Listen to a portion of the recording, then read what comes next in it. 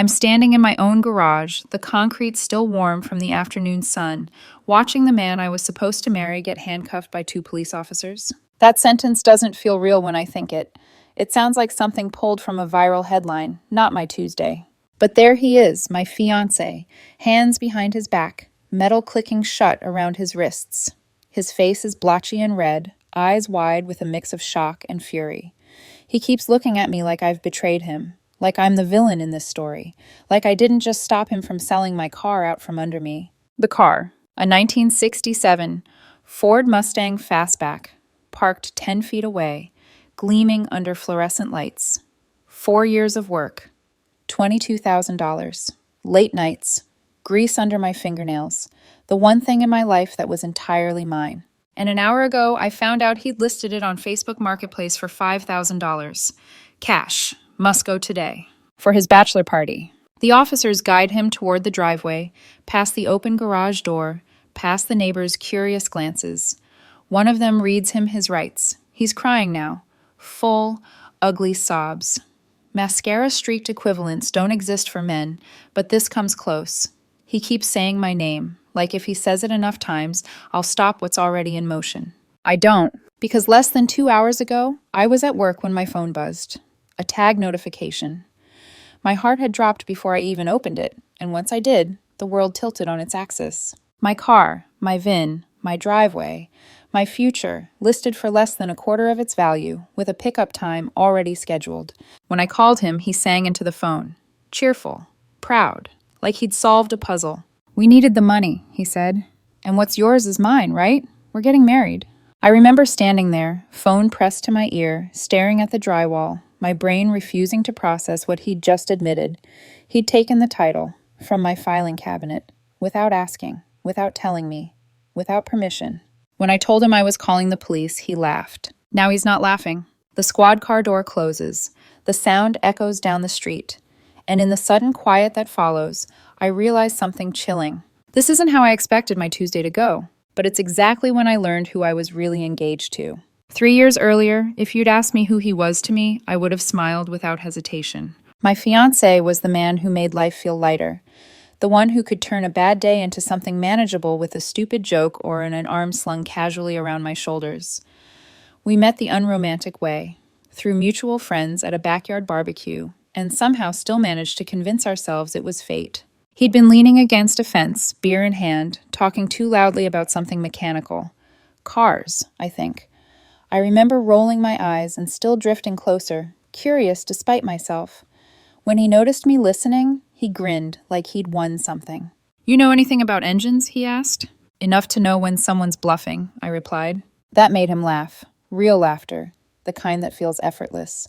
We talked for hours that night. Music, work, places we wanted to see someday. He told me he loved Vegas. Loud lights, reckless weekends, the idea that anything could happen and stay there. I told him I preferred stability. Plans. Things that lasted. He said he liked that about me. For a long time, I believed him. We moved in together after a year. Not rushed, not dramatic, just practical. It made sense financially, emotionally. I owned the house. He contributed to utilities, groceries, the small shared things.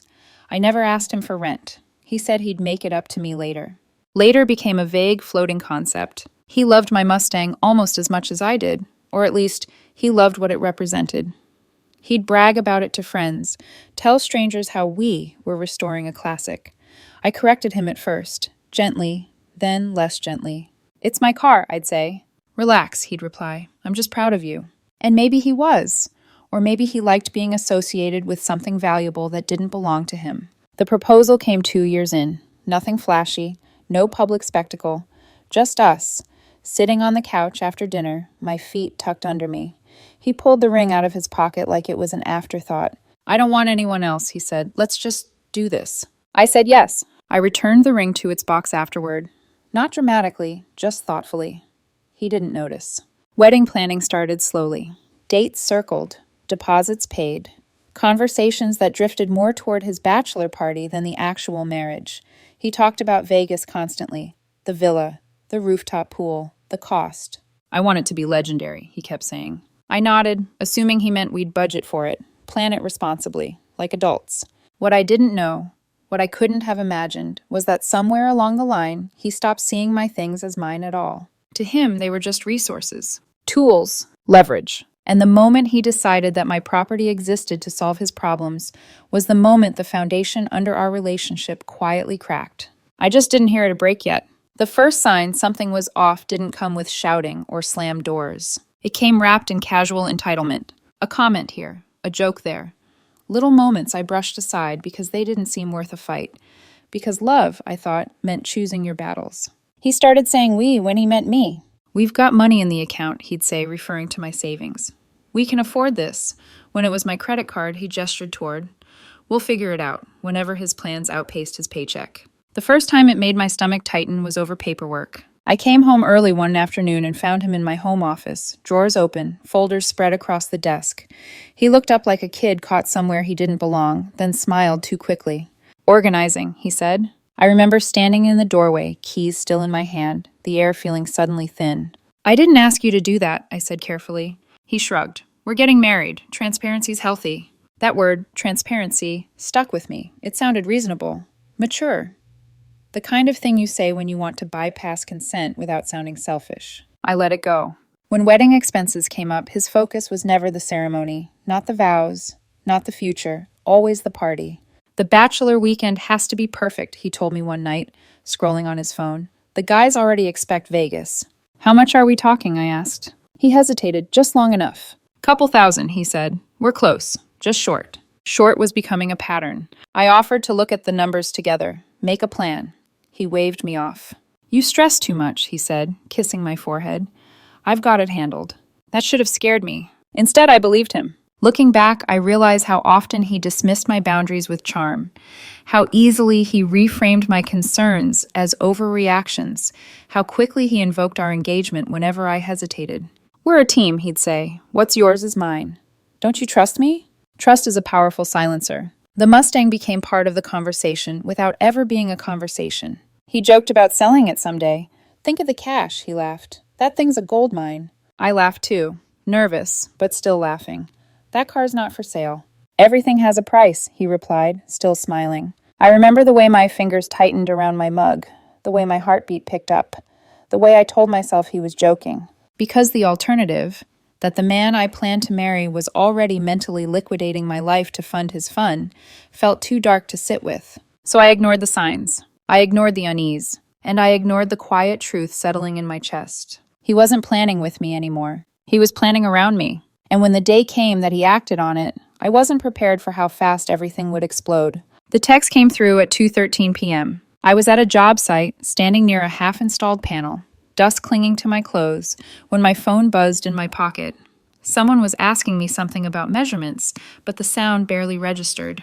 Facebook notification. I almost ignored it. Then I saw my name. You were tagged in a post. I tapped, and my stomach dropped so hard it felt like I'd missed a step on a staircase. 1967, Ford Mustang Fastback. $5,000. Cash. Must go today. Buyer picking up at 4:00 p.m. First come, first served. There were photos. My photos. The exact angle I always used. The reflection of my garage door in the paint. My driveway unmistakable in the background. The car I had spent 4 years restoring. 4 years of weekends, late nights, scraped knuckles, and careful budgeting. $5,000. My heart started pounding so hard I could hear it in my ears. The noise of the job site faded until it was just me and the screen in my hand. I hit call. He answered immediately. Cheerful, almost singing. Hey babe, did you see? Why is my car on Facebook? I asked. No hesitation, no panic. Oh my God, he laughed. So Tyler and I were figuring out the Vegas trip and we're like $3,200 short for the villa. And then I had this genius idea. I didn't respond. We just sell your car, he continued, like this was obvious. Problem solved. The guy's coming at 4. My fingers tightened around the phone. You listed my car, I said slowly, for $5,000. Well, yeah, it had to sell fast, and it worked. He's super excited. That car is worth over $22,000. Okay, but we don't need that much, he replied, irritation creeping into his voice. We just need enough for Vegas. You're honestly terrible at pricing things. My chest felt tight, like the air had thickened. Where's the title? I asked. What? The title. Where is it? Oh, I have it, he said casually. I grabbed it from your office this morning. My breath caught. You went through my filing cabinet? Babe, we're getting married, he said, dismissive. What's yours is mine. Anyway, I told the buyer I'd have the title signed and ready. This is going to be amazing. The villa has a rooftop pool. You can't sell my car. It's already sold, he said. He's on his way. You should come home and give him the keys or whatever. Something inside me went very still. I'm calling the police. He laughed, short, sharp, disbelieving. What? Why? Because you're committing theft. Theft? His voice hardened. It's your car. How can I steal from you? It's my car, I said evenly. You don't own it. You're selling it without my permission. Oh my God, you're being dramatic, he snapped. It's for our wedding. It's for my bachelor party. Same thing. I can't believe you're... Wait, he cut in. You're not actually calling the police, right? I hung up. My hands were steady when I dialed 911. 911, what's your emergency? My fiancé listed my car for sale on Facebook without my permission, I said clearly.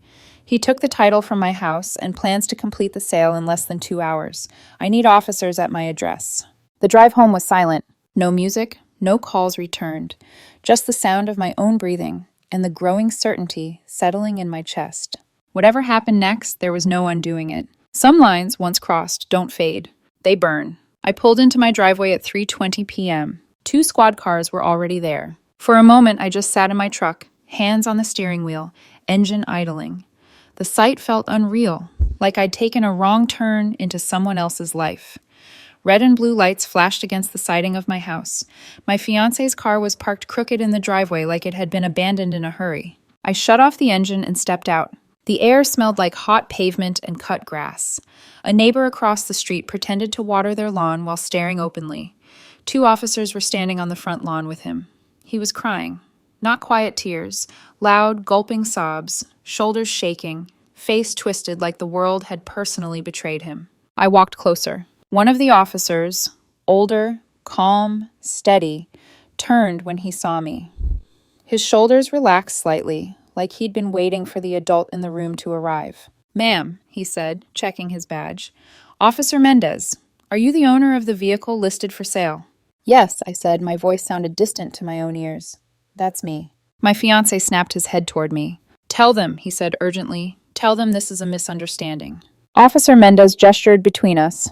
Your fiancé here says you gave him permission to sell the vehicle. I absolutely did not. I pulled my phone from my pocket, opened in the messages, the Facebook post, the call log.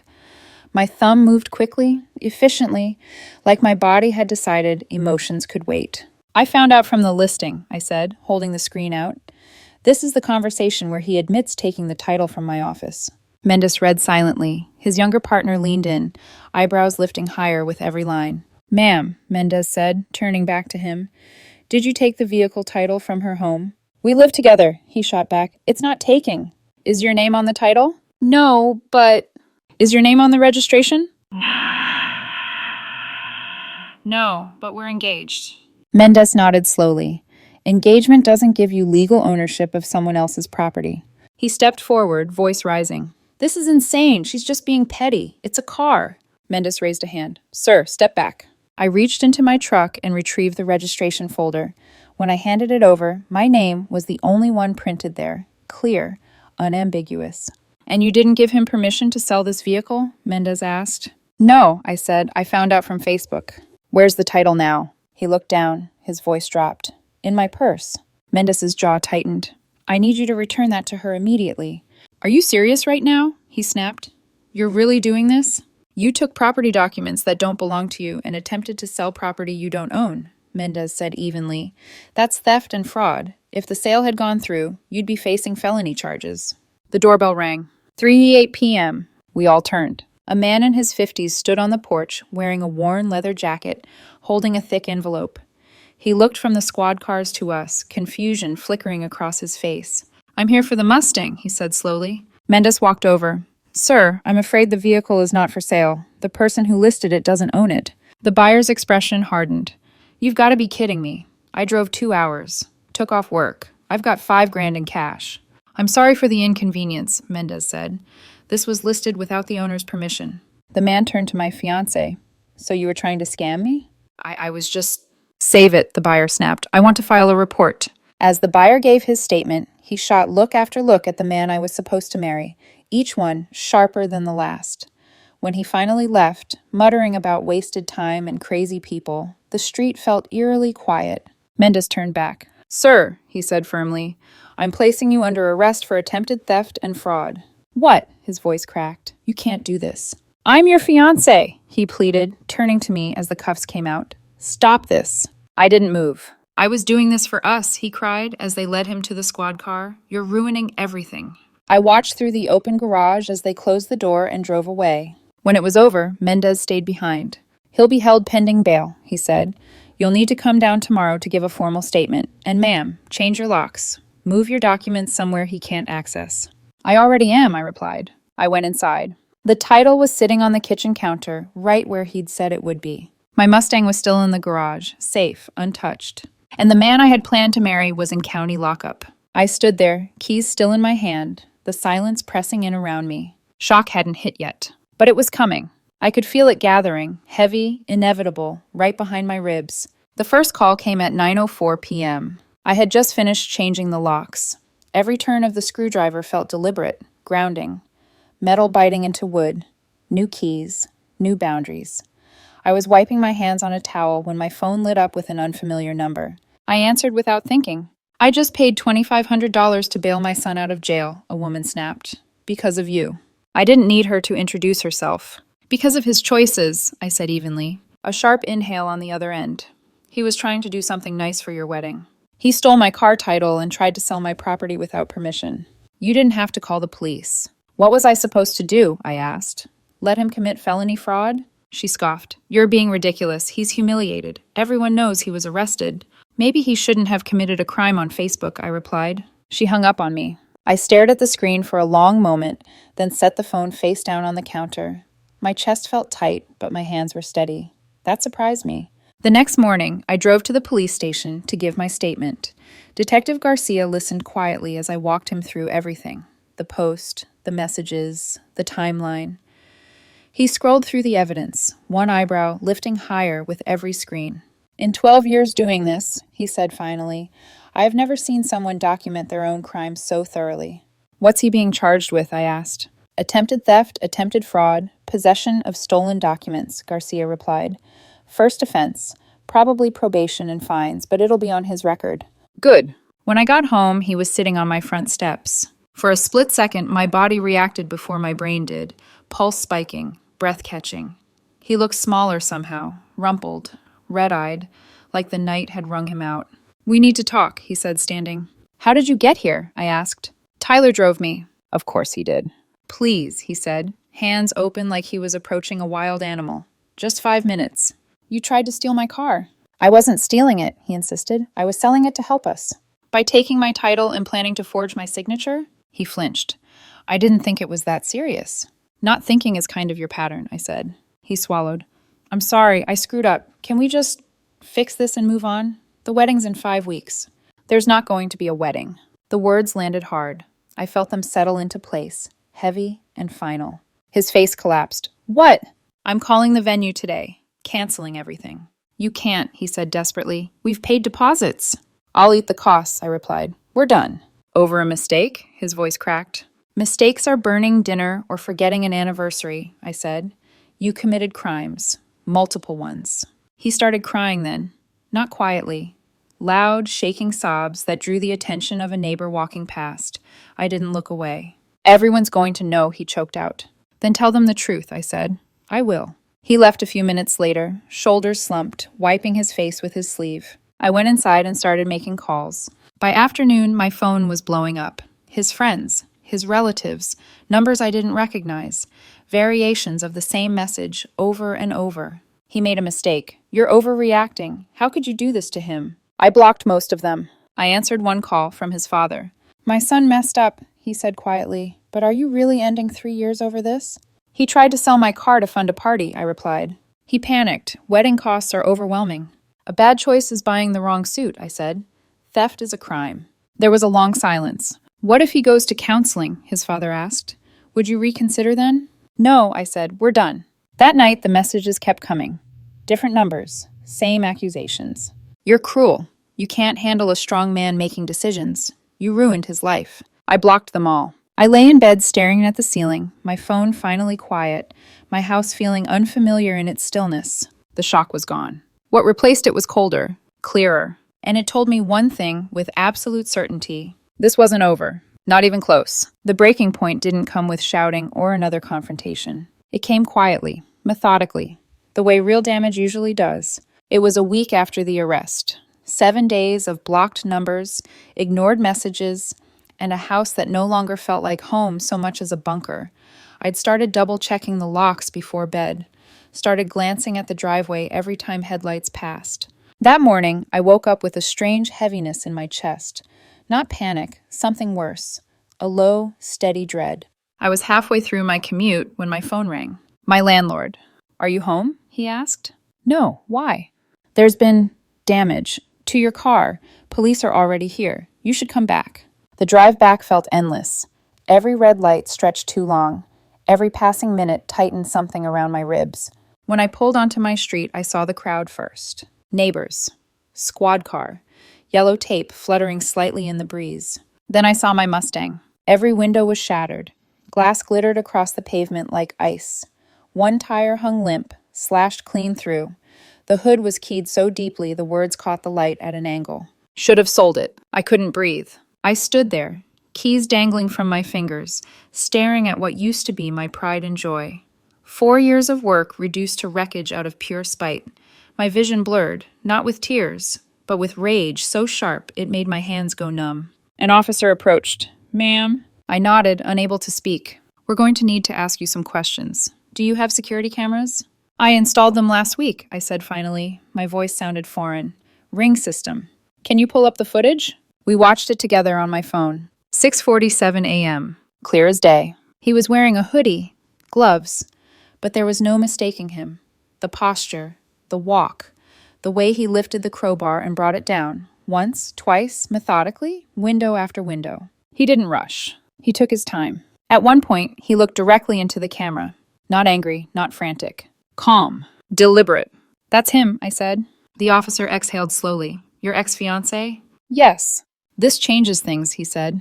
"This is felony vandalism, and he's already out on bail." "I want to press charges," I said without hesitation. "Understood." The estimate came later, $8,400. Windows, tires, paint correction, detailing. Insurance would cover most of it, but that wasn't the point. The point was intent. He wasn't trying to fix anything. He was punishing me. He was arrested again that afternoon at his mother's house. Pajamas. Cereal bowl still on the table. This time, there was no bail. The judge ruled him a danger to property and a flight risk. That night, his mother called from 6 different numbers. I answered the 6th. "My son is in jail again because of you," she screamed. "Because of his choices," I said. "You humiliated him. You canceled the wedding. You drove him to this." "He destroyed my car," I replied, on camera. "You're cruel," she spat. "Vindictive." I hung up. Blocked everything. That was the night I finally cried. Not for him. For myself. For the years I spent explaining away red flags. For the version of love I thought I was protecting. For the realization that the man I planned to marry didn't just disrespect me, he felt entitled to hurt me when I said no. I sat on the edge of my bed, hands shaking, breath uneven, the weight of it all pressing down. This wasn't just a breakup. This was war, and it was far from over. The house was too quiet the morning after the vandalism. No buzzing phone, no knocks at the door, just the low hum of the refrigerator and the faint echo of glass crunching under my shoes every time I stepped outside. Tiny reminders that this was real, that I wasn't waking up from it. I thought the worst part would be seeing my Mustang wrecked. I was wrong. The worst part was realizing how far he was willing to go when he lost control. That realization hardened something inside me. At the police station, the atmosphere had changed. The officers weren't calm anymore. They were sharp, focused. This wasn't a domestic dispute gone wrong. This was a pattern. They played the footage again, frame by frame, the crowbar rising, the deliberate slashes, the message carved into the hood like a threat. "This wasn't heat of the moment," the detective said quietly. "This was planned retaliation." I nodded, my jaw hurt from clenching it. They asked me if I wanted to drop the charges. I didn't even pause. No. The word felt solid, anchoring. That afternoon, I got the call from my insurance adjuster. Calm voice, professional sympathy. They'd cover most of the damage, yes, but the criminal case would proceed separately. And then came the call that mattered most. My lawyer. He's in serious trouble, she said. With the attempted theft, fraud, and now felony vandalism, especially while out on bail, this isn't going away. Good, I said. There was a brief silence on the line. Are you sure? She asked gently. A lot of people back down at this point. I'm sure. Because backing down meant teaching him, and everyone watching, that there were no consequences for crossing my boundaries, that my property, my time, my trust were negotiable, as long as emotions were involved. I was done negotiating. That evening his father asked to meet me. We sat in a small coffee shop near the courthouse. He looked exhausted, older than I remembered. His hands shook slightly as he wrapped them around his cup. My son is facing prison, he said. He's facing consequences, I replied. What would it take for you to drop the charges? He asked quietly. Money. We can pay for the repairs. And more. 20,000. Counseling. He'll move away. You'll never see him again. I looked at him for a long moment. Your son committed crimes, I said. On camera. Twice. He was emotional, his father whispered. He wasn't thinking. He was thinking, I said. He just didn't think I'd stop him. I stood up. I'm not letting him buy his way out of this. I left him sitting there, staring into his untouched coffee. That night, a letter arrived from the county jail. Handwritten, slanted, desperate. He wrote about how hurt he was, how lost, how scared, how I was his whole world, how he didn't know how to survive without me. There was not one sentence about what he'd actually done. Not one acknowledgement of the theft, the fraud, the destruction. Just his pain, his fear, his need. I folded the letter once, then tore it in half, and then again. That was the moment it truly ended. Not when he was arrested, not when the wedding was canceled, not even when my car was destroyed. It ended when I realized he still believed this was about him. And that realization gave me something I hadn't had since the moment I opened that Facebook post. Control. I slept that night, deeply, without checking the locks twice. Because for the first time, I wasn't bracing for the next blow. I was standing upright, facing forward, ready to let the truth finish what it had started. The fallout didn't arrive all at once. It came in waves, phone calls, headlines, court dates, each one stripping away another layer of denial until there was nothing left but facts. The prosecutor wasn't interested in negotiating. He documented everything himself, my lawyer told me. Public listing, text messages, security footage. There's no ambiguity here. His attorney tried anyway. First, it was remorse, then stress, then a claim that wedding pressure had impaired his judgment. They floated counseling, community service, probation.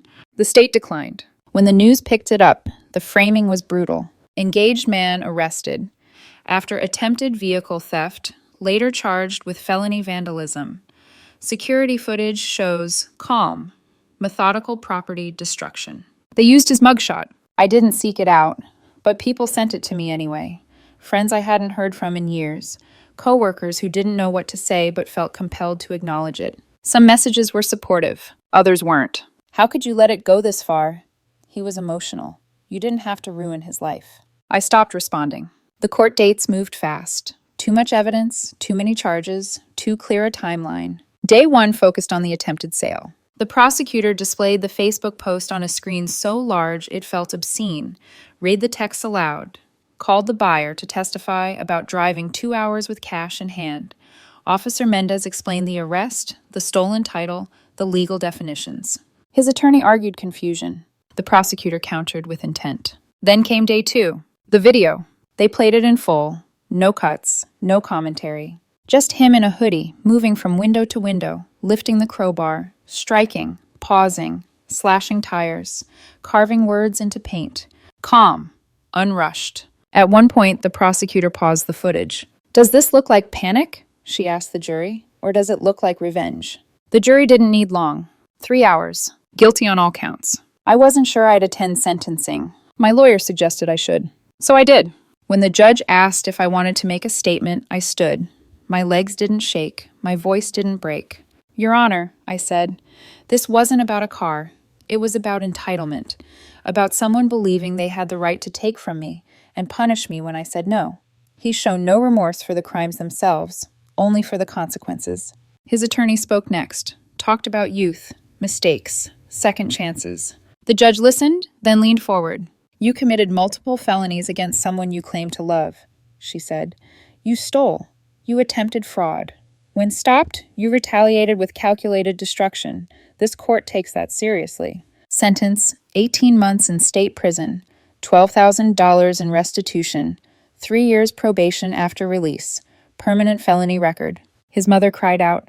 The judge silenced her. As he was led away, he looked at me. I didn't look away. Outside the courthouse, his father approached me. "I hope you're satisfied," he said quietly. "I'm not satisfied," I replied, "but I'm not sorry either." A woman, one of his friends, tried to confront me. Security stepped in before she got close enough to say anything that mattered. By the time I got home, my phone was buzzing again. Half the internet thought I was heartless. The other half thought consequences were long overdue. I turned the phone off. My Mustang was still in the shop. Insurance handled the repairs. Work continued. Life, somehow, moved forward.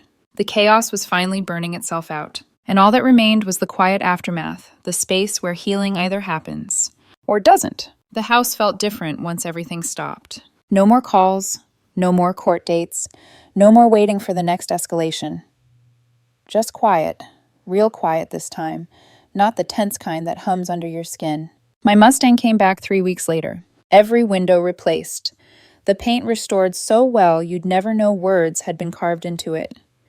The engine purred the same way it always had, steady and dependable. The shop manager handed me the keys and said, "Looks better than before."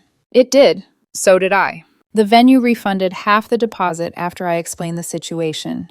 They told me they'd never seen anything like it. My boss pulled me aside one afternoon and said I'd handled everything with professionalism. Dating wasn't on my mind yet, but I wasn't closed off to the idea either. Just cautious, wiser. People still had opinions. Some said I'd sent a man to prison over a car. Here's the truth. It was never about the car. It was about trust, about boundaries, about someone I loved deciding my consent didn't matter, and then trying to punish me when I enforced it. Love doesn't look like entitlement. It doesn't sound like what's yours is mine without permission. And it doesn't destroy what it can't control. He's in prison because of his choices, not mine. I kept my car. I kept my home. I kept my sanity. And I learned something I'll carry with me for the rest of my life. When someone shows you they don't respect your property, your boundaries, or the law, believe them the first time. Protect yourself. Every time. If this story resonated with you, or if you've lived through something similar, you're not alone. Feel free to share your thoughts, your experiences, or your perspective in the comments.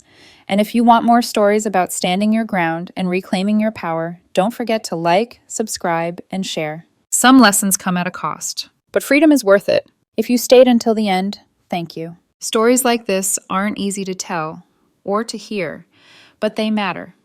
Not because of the drama, not because of the shock, but because they show what happens when boundaries are crossed and consequences are finally allowed to exist. If you've ever been made to feel cruel for protecting yourself, if you've ever been pressured to stay quiet to keep the peace, if you've ever been told you were overreacting when someone hurt you, this story is for you. You're not heartless for choosing yourself. You're not wrong for enforcing limits. And you're not responsible for the fallout of someone else's choices. If this resonated with you, let me know in the comments. I read them. Your stories matter here. And if you want more slow burn, real-life drama stories about reclaiming power, clarity, and self-respect, make sure to like, subscribe, and share. Take care of yourself. See you in the next story.